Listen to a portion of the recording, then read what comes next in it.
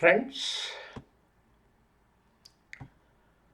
now I would like to share with you a few important facts about the life history of great Indian philosopher, scholar, India's great spiritual leader, great Indian revolutionary, and the great Hindu monk, Swami Vivekananda. Swami Vivekananda, or Narendranath Datta, as he was called in his childhood, he was born on 12th January 1863 at Kolkata. Sri Vishwanatha Datta and Srimati Bhuneshwari were his parents, and his birth anniversary is celebrated as the International Youth Day. Right from the childhood, he was known for his compassionate nature and courage. Since his whole family was spiritually inclined, he was brought up in a very religious environment, and Swami Vivekananda was admitted to the school founded by Mr. Ishwarachandra Vidyasagar in 1871. While in school, he focused not only on studies but also on sports, exercise, bodybuilding, meditation, and yoga. Even during his childhood, he had very great respect and admiration for the motherland India, Indian culture, Indian traditions, Indian languages, in particular the mother tongue, and special respect for the elders. He stood first in his matriculate examination and added to the glory of his family and school. Then he joined the Scottish Church College in Kolkata and completed his MA in philosophy. Dr. Ramachandra Datta, a relative of Narendra who was a disciple of Sri Ramakrishna Paramahamsa, noticing the religious feelings of Narendra, suggested him to go to Dakshineshwar and meet Sri Ramakrishna. Narendra met Sri Ramakrishna. Slowly they became very close and they often used to have great discussions together. And Sri Ramakrishna Paramahamsa had decided to give Narendra the responsibility of carrying on his incomplete mission. One day Sri Ramakrishna wrote on a piece of paper that Narendra will perform the task of enlightening the masses. And somewhat hesitantly, Narendranath replied, I won't be able to do all this. Then Sri Ramakrishna immediately said with great resolve, nothing is impossible for you. If it is not you, your bones will perform this task. So later Ramakrishna initiated Narendranath on the path of sannyas and he gave him the name Swami Vivekananda. Swami Vivekananda, along with Taranath, another disciple of Ramakrishna, established the Ramakrishna mission after Mahasamadhi of Sri Ramakrishna Paramahamsa. It began its activities from Varahanagar near Calcutta. Vivekananda kept Sri Ramakrishna's mortal ashes and some other objects used by him at this place. And soon Sri Ramakrishna's disciples, they also started living there. See, India was ruled by the British during the period of Swami Vivekananda. Owing to the influence of British education system, their culture, strategies of the missionaries, the affluent class in Bharat, that is the middle class, the average class in Bharat, developed inferiority complexion, feeling that Hindu Dharma and culture is of very low standard. So this idea was changed by the fiery propagation of Vedanta by Swami Vivekananda. Swami Vivekananda gave message of spiritual unity and created new consciousness in the youth. He also emphasized that along with spiritual progress, the materialistic progress was also equally important. Swami Vivekananda's guidance helped to generate new consciousness and enthusiasm in the youth, and he awakened the patriotism and enthusiasm in the people through spiritual discourses. Continuous foreign invasions, immorality, looting, attacks on women, and violence, it crushed the Hindus then mentally. So Swami Vivekananda undertook the mission of propagating the message of Ramakrishna Paramahamsa and pulling out the Hindus from the depression and strengthening the Hindus mentally. So Swami Vivekananda traveled all over India for this great mission. Moreover, he made the whole world realize the importance of Hindu Dharma and Hinduism. One night, when Swami Vivekananda was half asleep, he saw a miraculous dream. Sri Ramakrishna's blazing form was moving ahead over the seas and forcing Swamiji to follow him. So Swami Vivekananda, he opened his eyes. His heart was filled with indescribable courage.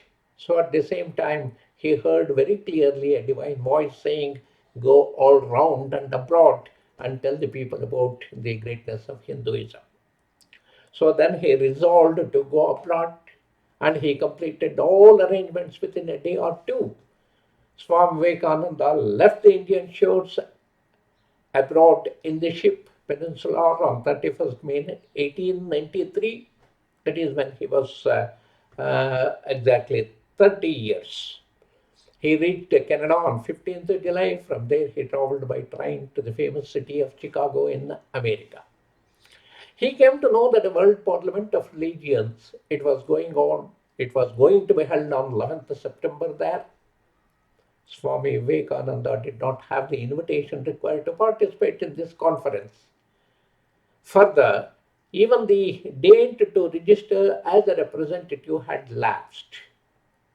So, at wherever he went, people were attracted to him. On the very first day, he met Professor J.H. Wright, who was teaching the Greek at Harvard University.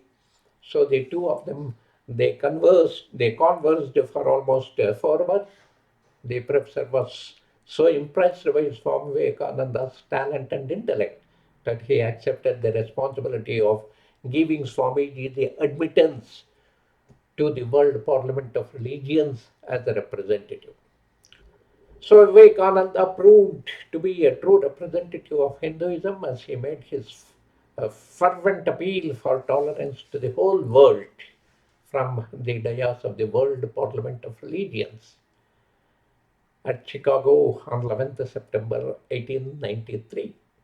It must have been the divine plan to allow this sign to introduce the world to the great Hindu Dharma. So this conference was inaugurated with the chanting of hymns by the various religious heads. So it was a melodious beginning. On the dais at the center, it was the religious head of the Roman Catholic sect of America. Swami Vivekananda was not a representative of any particular sect. He had arrived at the conference as the representative of the Sanatan Hindu Vedic Dharma of all Bharatavarsha. So the conference was attended by almost 6 to 7,000 ladies and gentlemen. As per the instructions by the chairperson, his representative on the dais was reading out his or her pre-prepared speech, and Vivekananda had not prepared any written speech. Finally, he stood up from his seat, offered a silent prayer to his guru and Saraswati, goddess Saraswati. He addressed the conference with the words, "Sisters and brothers of America."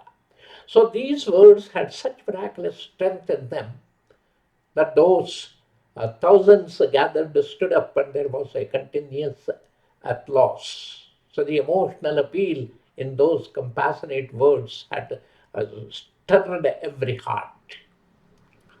It was the first time ever that any orator had referred to the whole of mankind as sisters and brothers. Further, he influenced all present there with his brilliant and powerful speech. Swami Vivekananda, he felt that the Hindu Samaj has the potential to become the spiritual teacher to the world. Swamiji did not criticize any religion. He did not degrade any religion. He only wiped the dirt that had accumulated on the Hindu Dharma, owing to its ill treatment at the hands of its invaders.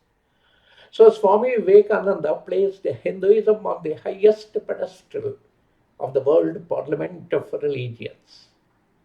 So when speaking about Hindutva or Hinduism and even on Hindustan, he says that it is a sacred land, a land with a divine purpose.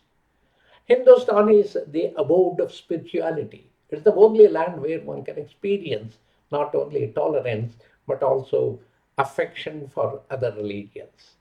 So Vivekananda, after his return to Kolkata, he started delivering lectures on subjects, various subjects like the plan of my movement, Vedant in everyday life of Bharat, our duty for the day, the great sons of Bharat, the future of Bharat. So his language remained excellent throughout his speeches. His great thoughts had a great impact on both Indian as well as the foreign minds, and he could spread the message of Vedant all around the world. So Swami Vivekananda had a lot of respect for the spiritual heritage of Bharat, but also attacked through his speeches its undesirable customs and the caste system. So thus his speeches served as a wake-up call even to the Hindu society. So he said, filled in the brain does not mean education. Education should be such that it should create human beings with good character, inculcating good thoughts. So if you learn four to five, at least four to five good thoughts and try to inculcate them in your life, your education would be then better than learning by heart a whole library. So this is what he said today. The education provided, it has few good things, but there are so many terrible defects, and that the good things are becoming ineffective. So first thing is that the education is completely negative. So such negative education that teaches only to condemn, how to condemn our culture, it is worse than death. He wanted education that results in the development of the overall personality of the individual. So some of the famous quotes of Swami Vivekananda are arise, awake, and stop not until the goal is achieved. Take risks in your life. If you win, you can lead. If you lose, you can guide. Strength is life, weakness is death. If you think yourself strong, strong you will be. Meditation can turn fools into sages, but unfortunately, the fools never meditate. So learn everything that is good from others, but absorb it in your own way. So in a conflict between the heart and the brain, follow your heart.